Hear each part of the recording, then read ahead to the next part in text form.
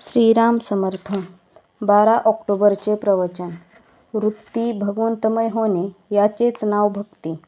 भगवंतापासून पंचमहाभूते निर्माण झाली आणि तसे बघितले तर सर्व चमत्कार भगवंताच्या सामर्थ्याने पंचमहाभूतांचेच असतात. भगवंताच्या ठिकाणी जे जे आहे ते ते सर्व आपल्या ठिकाणी आहे. भगवंत हा जगाचा मालक आहे.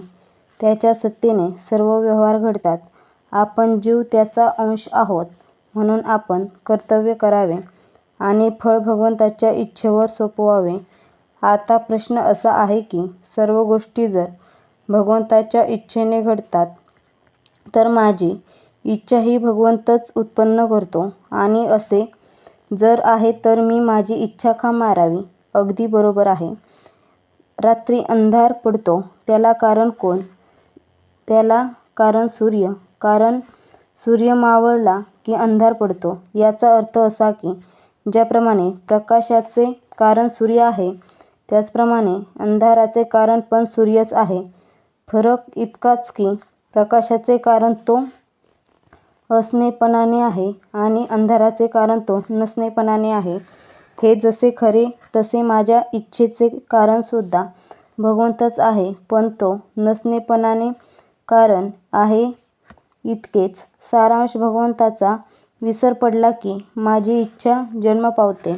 म्हणून ज्याला भगवंत हवा असेल त्याने त्याचे स्मरण करावे आणि आपली इच्छा त्याला अर्पण करावी.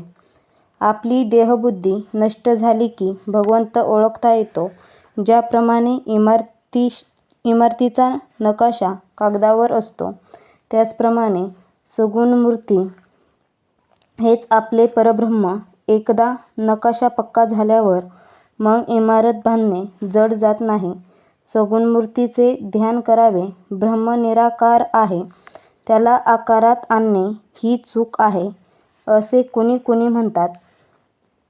पण मी स्वतः जिथपर्यंत आकारात आहे तोपर्यंत सगुण मूर्तीचे पूजन आवश्यकच आहे. मी रामाचा आहे म्हणणे म्हणजे मी ब्रह्म आहे असे म्हणणे होय. तदाकार वृत्ती होणे याचे नाव अनुसंधान आणि अनुसंधानाने वृत्ती भगवंतमय होणे याचे नाव भक्ती.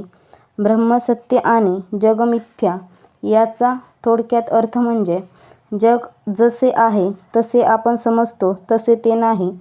अंतर्बाह्य परमात्मा दिसू लागणे हेच भक्तीचे लक्षण आहे. याकरिता आपल्या कृतीकडे भगवंत पाहतो ही जाणीव नेहमी कायम ठेवावी.